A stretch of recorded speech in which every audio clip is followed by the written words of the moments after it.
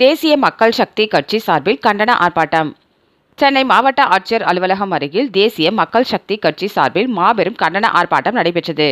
இந்த கண்டன ஆர்ப்பாட்டம் கட்சியின் தலைவர் வழக்கறிஞர் ML ரவி தலைமையில் நடைபெற்றது.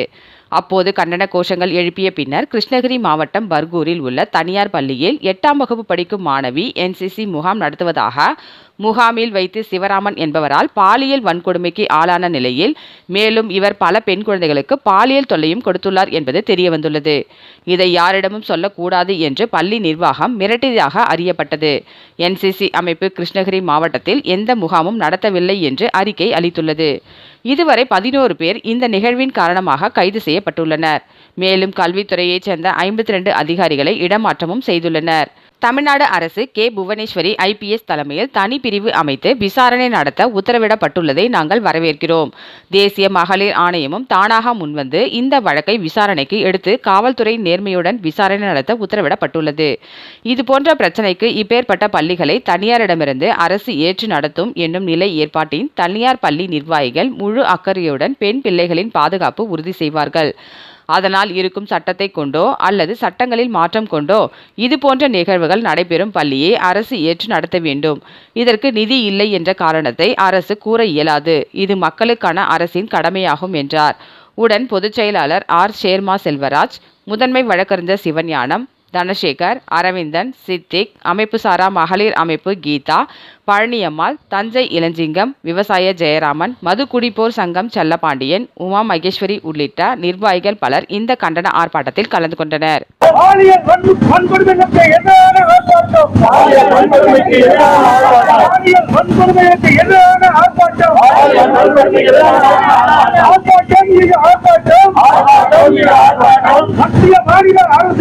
மத்திய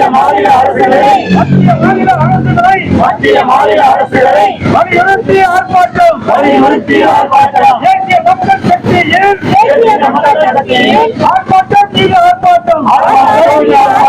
தேசிய மக்கள் சக்தி கட்சியினுடைய கண்டன ஆர்ப்பாட்டம் இன்று நடைபெற்றுக் கொண்டிருக்கிறது.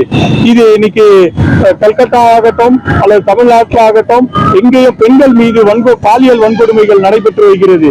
சிறு குழந்தைகள் முதல் வயதானவர்கள் வரை நடைபெற்றுக் கொண்டிருக்கிறது. இதுல நம்ம தமிழ்நாட்டை பொறுத்த மட்டும் இன்னைக்கு கிருஷ்ணகிரியில் நடந்தது மிகவும் வேதனைக்குரியது. இன்னைக்கு பெற்றோர்கள் பெண் பிள்ளைகளை படிக்க வேண்டும் என்று அனுப்புகின்ற ஒரு சூழல் வளர்க்க வேண்டிய நிலையில் அரசு இருக்கும் போது அரசு அதற்கான செயல்படும்போது இன்று நடைபெற்றுகின்ற இந்த நிகழ்வு மிகவும் அச்சுறுத்தலை ஏற்படுத்தியுள்ளது. இதற்கு தீர்வாக தான் தேசிய மக்கள் சக்தி கட்சி ஏற்கனவே ஸ்ரீமதி வழக்கு நடந்த போது ஸ்ரீமதியினுடைய பெண் மர்மமான முறையில் இறந்த போது அந்த பள்ளிக்கூடத்தை சக்தி மெட்ரிகுலேஷன் பள்ளிக்கூடத்தை அரசு ஏற்று நடத்த வேண்டும் என்று கோரிக்கை வைத்து வழக்கு தொடுத்தது. ஆனால் வழக்கு அது நீர்த்து போக செய்து பொதுநல வழக்காக போட முடியாது என்று நீர்த்து போய்விட்டது. ஆனால் இப்பொழுது நடந்து உள்ளது அதே போன்ற நிகழ்வு தான் நடந்துள்ளது. மீண்டும் அரசுக்கு அதே கோரிக்கை வைத்துதான் மனு அனுப்பியுள்ளோம். இந்த மனுவில் கோரப்பட்டது அந்த பர்கூரில் உள்ள தனியார் பள்ளியை அரசுடைமையாக்க வேண்டும். ஏன்னா இன்னைக்கு கல்வித்துறை ஒரு மிக கல்வி வியாபாரம் ஆகிவிட்டது. தனியார் பள்ளிகள் LKG கூட 1.5 லட்சம் ரூபாய் கட்டணம் வசூலித்துக் கொண்டிருக்கிறார்கள். அப்படி இருக்கும் போது தனியார் பள்ளிகள் அவர்கள் பிள்ளைகளை அவர்கள் காப்பாற்ற வேண்டிய கடமை இருக்கிறது.